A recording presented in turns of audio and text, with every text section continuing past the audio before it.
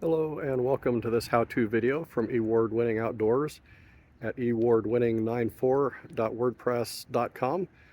This will be number 2 in our series on RV basics. And this is the least glamorous part of RV life, and that's dumping your holding tanks. You'll find a dump station will usually have some sort of a water spigot. There's often a hose hanging that is just for flushing stuff out. And then there's going to be the actual dump hole here. And those usually have a foot valve that you can flip it open with your toes without having to touch it. Sometimes you'll see the hose just laid next to the hole in the hopes that everything goes in, but that can make for a real mess.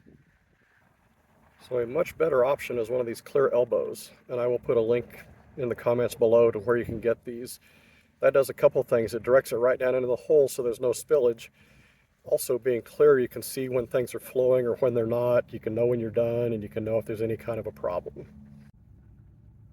Before we get into hooking up the connections and the valves and so forth for dumping, though, it's important to have a little understanding of how an RV toilet works. You're used to your toilets at home that are connected to a sewer system. When you flush it, a bunch of water washes everything down the sewer pipe and it is gone.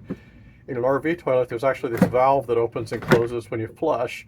And I don't know if you can really see it on the video, but it's just straight down into the black water tank. So the tank is only a few inches below the toilet and it's only a few inches deep. One of the biggest mistakes that new RVers make is not using enough water. You can add additives. There's different kinds of stuff you can put down your toilet to reduce odor, which with that valve there, it should pretty well block off the odor anyway. There's stuff that is supposed to help break up what you flush, but the most important thing overall is lots and lots of water.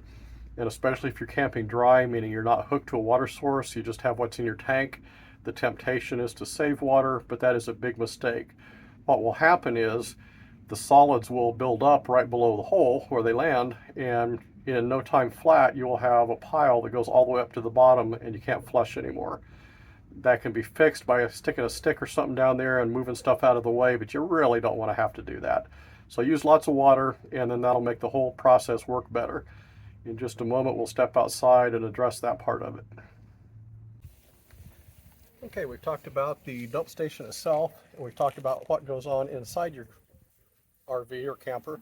Let's talk a little bit about the outdoor controls, because this is kind of where the real business end of everything is. There's two valves. You always want to leave those valves closed.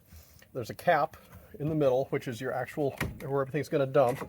When you open it, it is not uncommon to get a couple drips out, so just, be cautious if that's something that's going to bug you. You're going to take your hose, and there's 4 pins on these typical ones that fit these little hooky-doos on the end of the hose. You just line it up, twist it in place, hand tight. You don't need it super snug. You shouldn't need a wrench or anything to get it on. And then, as we showed earlier, have the business end of your hose down with the elbow I showed you going into the hole for the dump. Or the alternative is, if you're at a campsite with full hookups, this will go into the sewer receptacle at your campsite. Just a quick clarification if you're not familiar with the terms. You've got campsites that have no utilities at all. You've got electric, which means they have electricity for you, but not water and sewer. You'll have campsites with utilities, which refers to electric and water. And you may have some that will be called full hookup, which means they have electric and water and sewer connections. If you have a sewer connection, you still want to leave your valves closed. And the rationale, we talked earlier about how important water is for getting everything out. If you leave this open and just let it continuously drain, when you flush your toilet, the liquid is going to drain out immediately. The solids are going to sit there in your holding tank and build up and never get removed. If you leave this closed and then just like once a day, open it and dump what's in there, you have that liquid in there to soften everything up and help it to go away. This little hangy down thing that's dripping there, that's just the drain from my freshwater holding tank, which I should probably trim off a little bit of. But when it's time to dump, whether it's the end of the day where you've got full hookups or you're leaving a campsite and heading to the next one, your big line is always going to be your black water tank. There's usually, it may be out of range of the video on here, but there's labels as well. Mine's labeled as wastewater and sewage holding.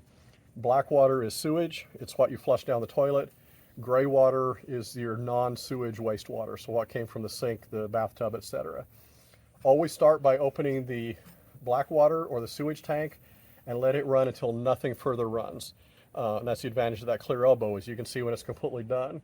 Also, typically, once you do, you want to kind of lift up the hose a little bit and work it down to the connection point, because there's often kind of a low spot between here and the hole where the stuff actually goes.